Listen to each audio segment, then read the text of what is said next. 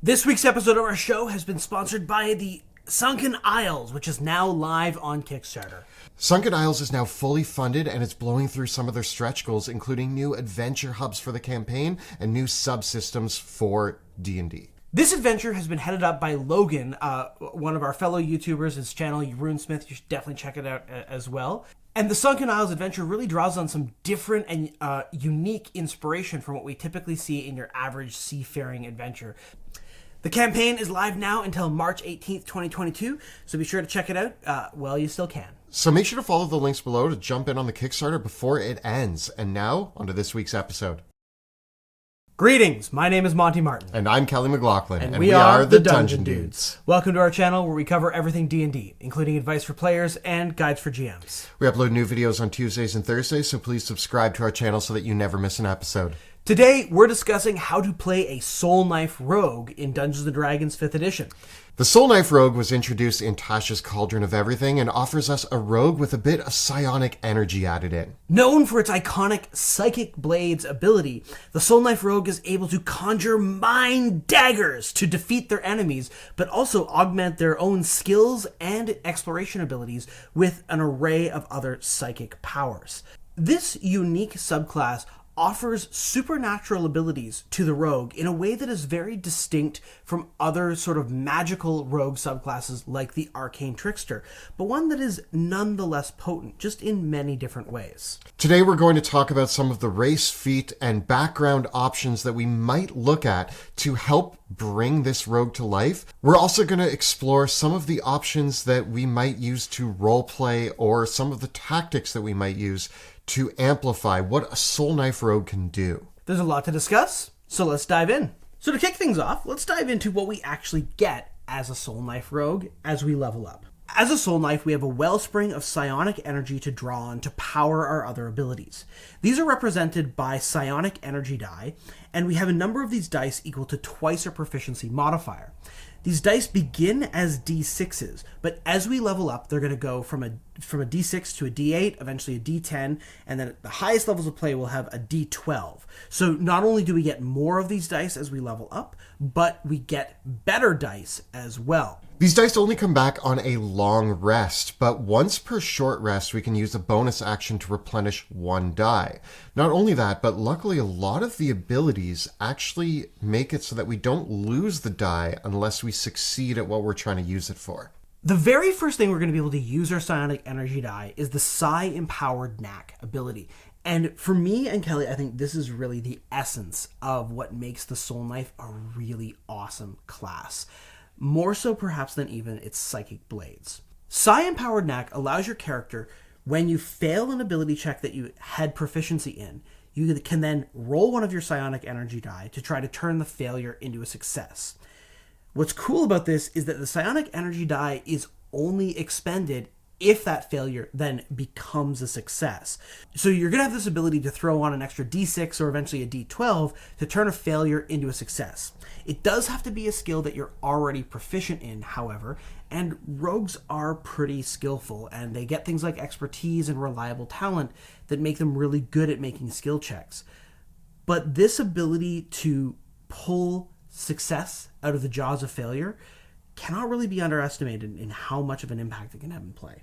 The other ability that you gain is Psionic Whispers, and with this ability you can link a group of people equal to your proficiency modifier together through a psychic link that you can now communicate telepathically at upwards of 1 mile. This is an outstanding telepathic communication and alleviates a lot of problems at the table with planning in immediate danger or trying to give directions or communication when there are enemies abound. This can't be understated as well as a really powerful and potent ability. We've alluded to this before, but the final thing that you get at 3rd level, you get a lot at 3rd level as a Soulknife rogue, it's very front-loaded, is the Psychic Blades ability. This ability allows you to conjure a mind dagger that does psychic damage when you take the attack action. This dagger is a simple melee weapon with the finesse and thrown properties, and it has a range of up to 60 feet, and it does 1d6 psychic damage plus your ability modifier. What's also cool about it is that when you attack with this dagger, you can conjure a second dagger as a bonus action effectively giving you 2-weapon fighting built in with your psionic blades. The offhand attack, though, only does a d4 damage, but you still get to add your ability score modifier to it, so you're effectively getting the 2-weapon fighting style automatically out of this, although you are restricted to using these specific psychic blades. Because they're magic and deal psychic damage, there's very few creatures in the game that are going to resist this damage. Watch out for Mind Flayers, though. I will also point out that one of the main features of a rogue is their ability to gain sneak attack. So although your second attack with the blade being 1d4 sounds like a detriment, really by the time you're at higher levels and adding 6d6 or more damage to your dice roll, having 2 opportunities to land a sneak attack is always better than 1. If your first attack misses, using a bonus action to make sure you get that 1d4 plus multiple d6s in there is still going to be outstanding. Our psychic blades don't actually require us to expend any of our psionic energy die to bring them out or use them. They're just something that we can do at will. It's not until 9th level that we actually get the ability to augment our attacks using our psionic energy die, and that's using the homing strikes, which in the same way that with psion-powered knack, we can roll the psionic energy die to add to an ability check. This applies to an attack roll, turning a miss into a potential hit. And again, like before, you only expend the die if you successfully turn that miss attack into a hit. So you get a lot of reliability with landing your sneak attacks. The other attributes that we're going to get that are going to aid our abilities to use our psychic blades is not until 17th level, though, when we get the Rend Mind, which allows us to make a stunning attack with our psychic blades. This is a very powerful ability, but it's also a high level ability, so that we don't get till 17th level. So we really can't build our character around having this power. It's still awesome to get. Also at 9th level, we gain Psychic Teleportation, and this ability allows you to throw one of your Psychic Daggers and teleport to where it lands. You roll one of your Psychic Energy die and times the number by 10, and that's how many feet away you can teleport. This is done as a bonus action, and it does expend an energy die. At 13th level, we gain Psychic Veil, which allows us to turn invisible as an action. This ability lasts 1 hour unless you deal damage or cause an enemy to make a saving throw. You can use this ability once for free, and then you can use a psionic energy die and expend it to gain the ability back again. So with all this on the table, what direction might we take? Well, there's actually a few complications with this character in trying to build a proficient damage dealer. Lucky for us, rogues already have the ability to gain sneak attack, and one thing that I do like about the Soulknife rogue is that with its ability to manifest a second dagger, we're doubling down on our ability to land sneak attack every turn. At higher levels, we get even more of an ability to make sure we're landing that sneak attack. Remember that you can only sneak attack once per turn, so even with your 2 attacks, if you land both of them, you're still only getting 1 sneak attack. There are some complications, though, with using your psionic daggers. The first thing is that your psionic daggers can never become magic weapons or benefit from any cool treasure or other attributes that you might find. In some cases, if you do find a sweet piece of treasure, you might find yourself using your psionic blades less and less often.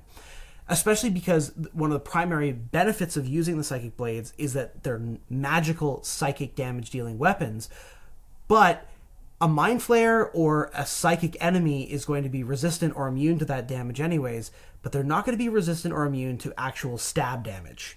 So for this reason alone, I still might carry a backup weapon with my Soulknife for those rare cases where you do have to fight a psychic enemy, because ironically, other psionic foes are actually kind of the bane of your existence.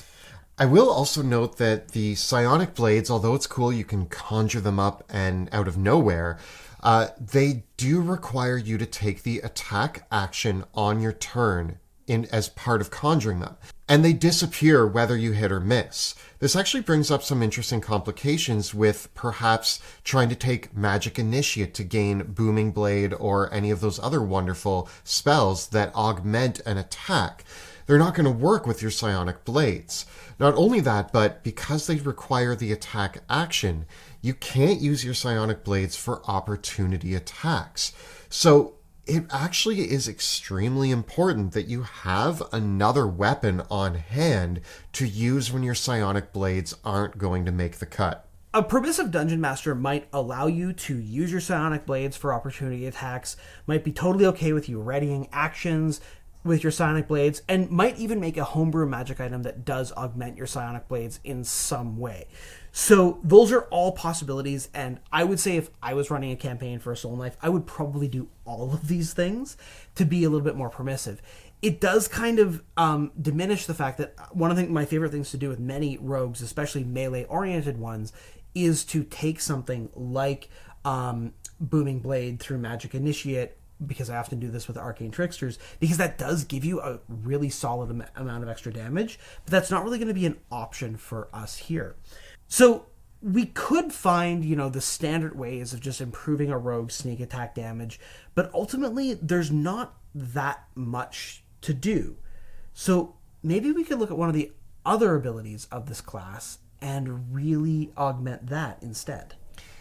When we started trying to imagine a Soulknife rogue, the first image we got in our head was the rogue whipping Soulknifes out of their hands and throwing psionic daggers around the battlefield.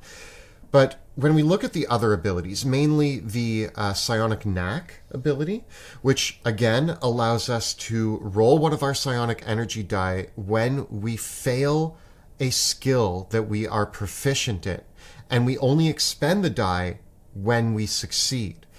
Well, rogues already get a lot of skills, and not only that, but depending on your race and background choices, you're going to get more. But what if we hone in on this ability and think of our Soulknife rogue not as the daggers as their primary feature, but we can actually build a rogue that can be a master infiltrator, schemer, and skill monkey. This is where Kelly and I are going to take this character. Instead of looking to augment the damage from our from our psychic blades as best we can, because honestly, the damage is pretty good no matter what. You could look for ways to land your sneak attack more reliably, but you're still going to be basically playing by the standard rules. It's still a good feature, and your rogue is going to deal decent damage thanks to their sneak attack alone and just what you get from those psychic blades. So let's look at how we can actually build up this psi-empowered knack. Well, the key thing here is that in order to use psi-empowered knack, we have to apply our proficiency bonus to the ability check. So we want to become proficient in as many skills as possible. The 11th level rogue feature, Reliable Talent, actually pairs really well with the Psionic Knack feature, because Reliable Talent means that any skill that you are proficient in, if you roll less than a 10, you can up that to a 10 minimum. So when you pair these together, the more skill proficiencies we have, the more expertise we have, the less chance we have of failing at anything our character sets out to do with those skills. Psionic Knack can also be used for tool proficiencies, so gaining a few of those along the way also means that we can shore up our ability to just be a master tradesman and a master skill monkey. This might actually be a good time to say that this rogue could be the face of the party. By gaining so many skill proficiencies, not being able to roll lower than a 10 in them, being able to have expertise in certain ones, and when we do fail, being able to add an extra D6, D8, D10, or eventually a D12 to those abilities to make sure we succeed, is going to mean that we can own the skill challenges in this game. So let's put it all together and find how we can build this ultimate psionic skill master. I think the first starting point is, what character race do we want to choose? And for me, the immediate thing that sticks out is the half-elf, because half-elves gives us 2 additional skill proficiencies. We could choose a custom lineage or a variant human or even an elf to get proficiency in, say, perception. There's many other character races that give us that 1 extra skill proficiency, but half-elf is the only place where we can actually get 2 more. And I think that that's the key here. We are building the skill monkey, so let's focus in on that. I think half-elf is the way to go. Yeah. Really, at this point, with so many awesome lineages to choose from, it's really have your pick when you're playing a Soulknife rogue, but for our build today, half-elf's the way to go. And furthermore, half-elves get a +2 bonus to 1 attribute. We're going to use the Tasha's Cauldron of Everything, customizing your lineage rules to put that into dexterity. And then we're going to move around the other +1s we get into constitution and charisma. This combination of a total of +4 to various ability score increases with 2 extra skill proficiencies really helps out. And interestingly enough, we're going to take some feats that only half-elves and humans can take along this build that are actually going to give us even more opportunities to go further with this. I also think this is a perfect opportunity to take the charlatan background. The charlatan background gives us deception and sleight of hand, as well as proficiency in the disguise kit and forgery kit. With our ability to add the dice roll to anything we're proficient in, we're already looking at now 3 skill proficiencies, because rogues get thieves tools automatically. So 3 tool sets, and we already have 2 skill proficiencies from being a half-elf, 2 from our background, and 4 for being a rogue, for a total of 8 right at the bat at level 1. Now, for me, my skill proficiencies that I'm going to take right away at level 1 are probably going to start... We've already got deception and sleight of hand, so I'm probably going to fill that out with acrobatics, stealth, perhaps persuasion, perception, investigation, and at this point, we're already starting to have a lot of diverse options here. You want to make sure you have acrobatics or athletics or something like that, but really, we're going to get more proficiencies a lot faster here, so it's really up to you where you want to go.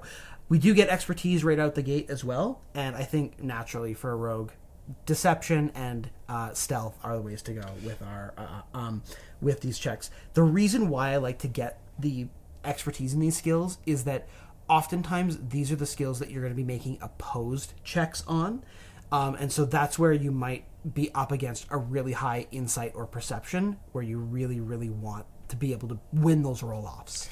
When it comes to our ability scores, you may notice that we're kind of diving into the persuasion and deception route. Again, this is a rogue that could be the face of the party with their skills being at the forefront. So when we look at our ability scores and use point buy, I think we still are going to put 15 in dexterity because we want to be decent on the battlefield. But I also think I want to put a 15 in charisma. Yeah, and then we'll put a 13 in our constitution score, an 8 in our strength, that'll be our lowest attribute, 10s in intelligence and wisdom. We could go higher with some of these. We could mix things around. We're going to put our +2 from half-elf into dexterity, giving us 17 to start off with, round out that charisma to 16, and we're going to round out our constitution to 14 with the other +1. So we end up with a pretty well-rounded ability set for a rogue that's going to give us good offense and lots of boosts to critical skill areas. With all of this locked in, the only other character choices we have to make are what feats we're going to take at 4th, 8th, 10th, and 12th level, and eventually 16th if we get that high. Going in hard on the skill monkey, I think that this is a great candidate for the skilled feat right away at 4th level. This is going to give us 3 extra skill proficiencies that we're going to be able to pick up. So at this stage, even at this stage, it does start to feel like we're scraping the bottom of the barrel on skill proficiencies, but we can pick up things like survival, animal handling, we can make sure that we have insight. I personally think that with many characters, you don't always need to have all 3 of intimidate, deception, and persuasion, but this is a great character to have all 3 of those on. By the time we're finished with this build, it's almost, there's no point in not having all 3 of them. Yeah, it really comes down to what skills do you not want to have with this character? And with that, I would say pay attention to your DM, because I find every DM in the game of D&D has a few skills that they rarely ask for. And if you're used to playing with your DM, for example, with Monty, I know that I'm actually probably not going to be rolling a lot of survival checks or very many religion checks, unless it's very specific. But also, I probably have other characters in the group, like if we have a wizard or a cleric. Also pay attention to what your party has, because if you have a cleric who's knowledgeable in religion and history, then you can probably say those 2 are the ones you don't need. So with this skilled ability, we now gain 3 more, so now we're at 11 skills. I think the number one candidate for skills that you may be able to safely ignore, especially depending on your party composition, are going to be the knowledge skills. So this is going to be Arcana, History, Religion, and Nature. In particular, if you do have an intelligence-based character in your party, like a wizard who's already taking proficiency in these skills, probably fine to ignore those, but it could be an interesting role-playing dimension for your character as well if you want to go there.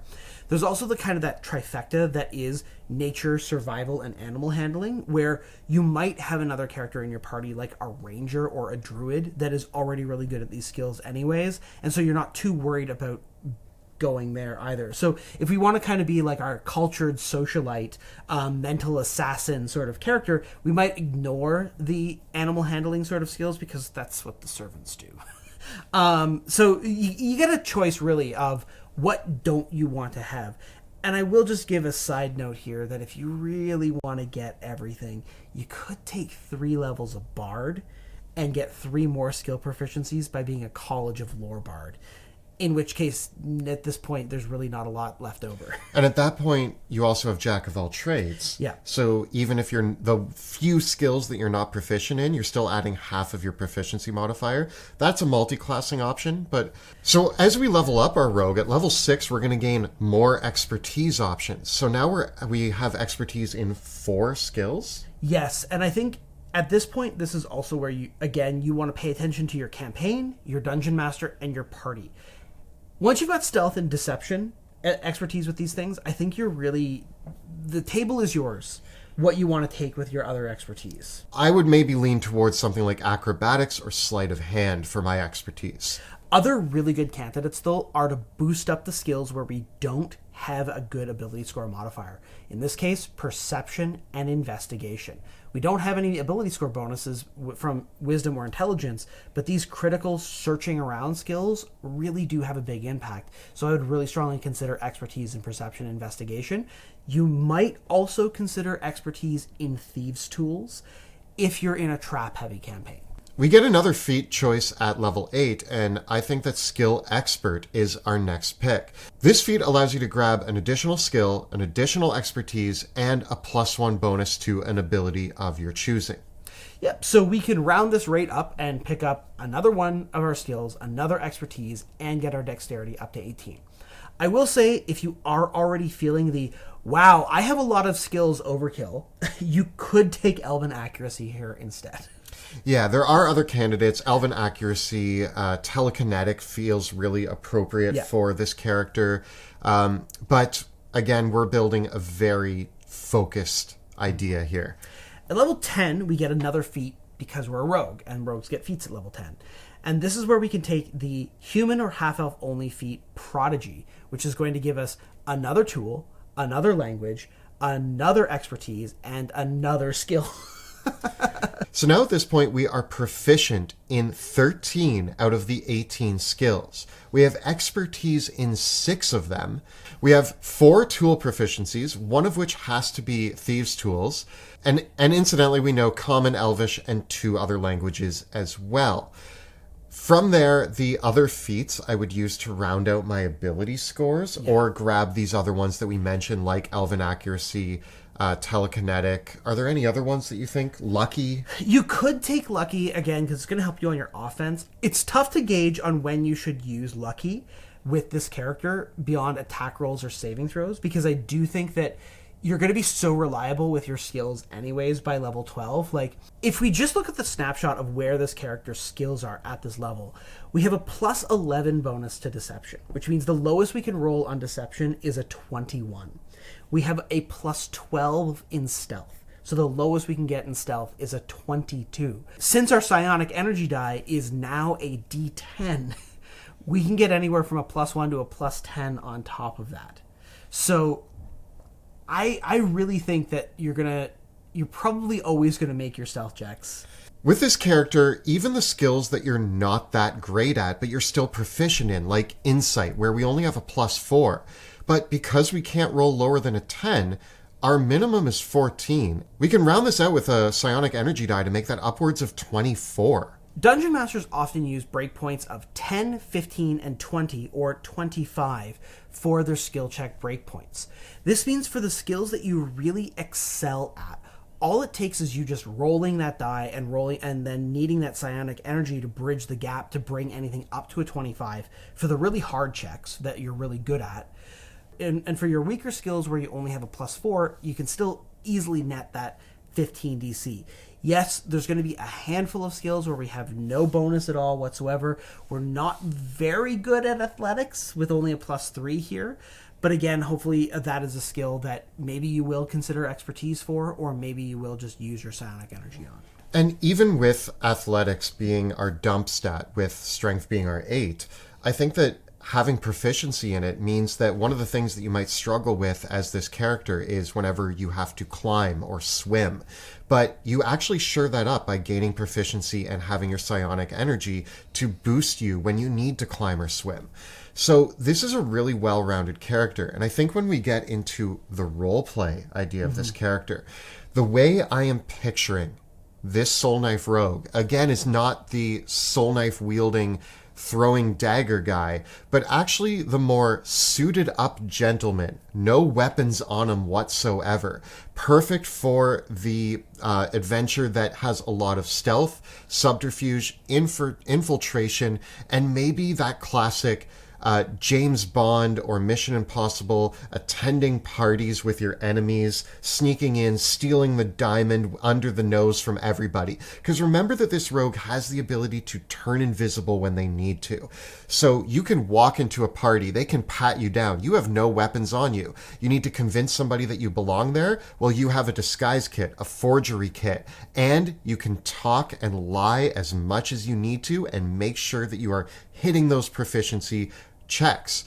And then once you're in, you turn invisible, sneak into the secret vault, steal the diamond, and escape. If push comes to shove, guess what? You're actually not unarmed. You can throw out these psionic blades that you just summoned. And I think that that is a really cool vibe to bring to life with this character. And if you need to make a quick escape, you even have the ability to throw a dagger to teleport to that destination. And, of course, the whole time, you can be on a walkie-talkie psychically with your allies, coordinating the mission and making sure that everything is falling into the right place. So you really can be very inspired by, like, these excellent infiltration characters from even science fiction and modern stories where, you know, you got the two-way radio communication, you got the stealth suit, you got the hidden daggers, you got all the weapons, and you got skills to pay the bills. There's really nothing that you can't do, and I think that the wellspring of psionic energy is really key here because you've got enough psionic energy die and enough reliability here that you really can count on having the attributes that you need in the moment.